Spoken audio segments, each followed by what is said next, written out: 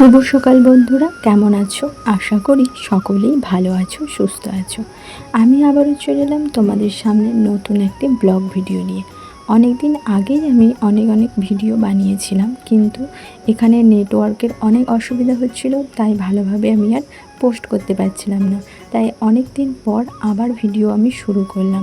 এখন নেটওয়ার্কটা অনেকটাই ভালো হয়েছে, তাই ভাবছি ভিডিওগুলো দিতে পারবো। দেখো, সকালবেলায় মা আর ছেলে দুজনেই মিলে খানিক বাইরে বসেছিলাম, আর এদিকে আমাদের বাবা কাজ করছে। মানে আমাদের বাড়ি তৈরি হচ্ছে, তো তাই মিস্ত্রি আসার আগেই বাবা যতটা পারছে কাজগুলো গুছিয়ে নিচ্ছে। ওকে ওই দিক থেকে নিয়ে এসে এখানে বসিয়ে রাখলাম, বললাম তোমরা দুজনে মিলে এখানে খেলা করো, আমি বাকি কাজগুলো করে নিই। ওরা ওদিকে খেলতে শুরু করলো, আর আমি চলে এলাম এবার রান্নাঘরে। তো রান্নাঘরে এসে আমি জলখাবারটা বানিয়ে নেব। আমাদের জলখাবারে সাধারণত সবাই মুড়ি খাই, তাই জলখাবারে মুড়ি খাওয়ার জন্য আমি ঘুগনি বানিয়েছি আজকে। ঘুগনিটা আমি সিদ্ধ করে রেখেছিলাম সকালেই, চা করে নেবার পরেই আমি ঘুগনিটা সিদ্ধ করে রেখে দিয়েছি। তারপর এবার আমি এখানে কড়াইয়ে তেল দিয়ে দিলাম, তারপর মশলা দিয়ে ভালো করে কষিয়ে নিয়ে ঘুগনিটা আমি বানিয়ে নেব। আজকে খুবই গরম পড়েছে, কদিন থেকেই শুনছি যে গরম আরও বাড়বে, 50 ডিগ্রি সেন্টিগ্রেডও নাকি যেতে পারে। তো এরকমভাবে গরম বাড়লে থাকা খুবই অসহ্য হয়ে পড়বে।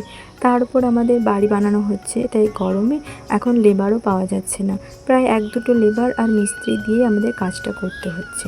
তো দেখো, লেবার প্রায় চলে এসছে, আর এখন বাজছে 8:30। তো 8টার মধ্যেই ওরা চলে আসে আর কাজে লেগে যায়।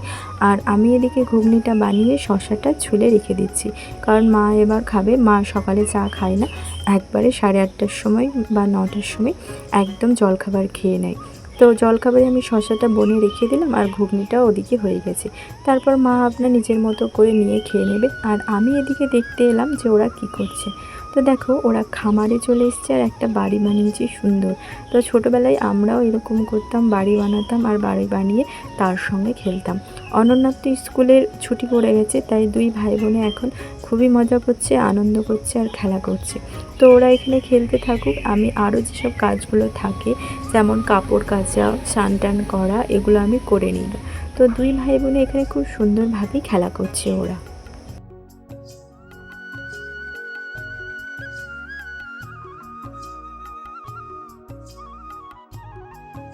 এইদিকে দেখো, এখানে একটা ফড়িং বসে আছে। ফড়িংটা আমি খুব কাছে থেকে নিয়েছি, কারণ ফড়িংয়ের রঙটা দেখো নীল মতো, তাই আমার খুব ভালো লাগলো, তাই আমি ফড়িংয়ের ওই ছবিটা করে রাখলাম। আর এদিকে দেখো, মিস্ত্রিরা কাজ করতে শুরু করে দিয়েছে, অনেকটাই গাঁথনি প্রায় হয়ে গেছে, আর এদিকের গাঁথনিটা আজকে হবে। তারপর আমি স্নান টান করে রান্না করে নিলাম। আজ অনেক কিছুই রান্না করেছি, ডাল, কচু সিদ্ধ, আলু সিদ্ধ, ঝিঙে সিদ্ধ, আর আমের চাটনি, আর সবার লাস্টে করব আলু পটলের তরকারিটা।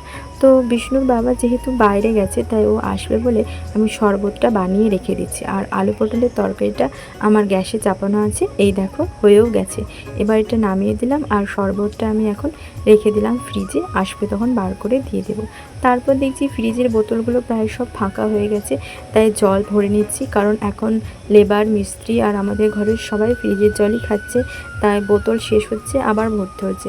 দেখছি সকালে ভরেছিলাম 8-10টা বোতল, দেখছি এখন সব প্রায় খালি হয়ে গেছে, তাই এগুলো আবার ভরে নিচ্ছি। এগুলো ভরে ফ্রিজে দিয়ে দিই, কারণ এগুলো ঠান্ডা হতেও তো সময় নেবে, তাই যদি না ভরবো তাহলে তো আর পাবে না, তাই এগুলো ভরে আমি ফ্রিজে রেখে দেবো। তো দেখো, সকাল থেকে আমার মোটামুটি সব কাজ রান্না করা হয়ে গেছে। এবার আমি বাবুকে নিয়ে আসবো, স্নান টান করাবো, আর আজকে ওকে ভাত খাইয়ে দেবো তাড়াতাড়ি, কারণ আজ খুব ভোরেই ও উঠেছে। তো ওকে তাড়াতাড়ি খাইয়ে তারপরে ঘুম পাড়িয়ে দেবো। আর ওর ভাতে খাওয়ানোর জন্য দেখো, ডাল, আলু সিদ্ধ আর এই ডিমের অমলেটটা বানালাম। ও ডিম ভাজাটা খেতে খুবই ভালোবাসে, তার জন্য আজ সিদ্ধ করিনি, অমলেটটা বানিয়ে দিলাম। এটা দিয়ে ও ভাত খেয়ে নেবে। তো ওকে ভাতটা খাইয়ে দেবো, তারপর ঘুম পাড়িয়ে দেবো।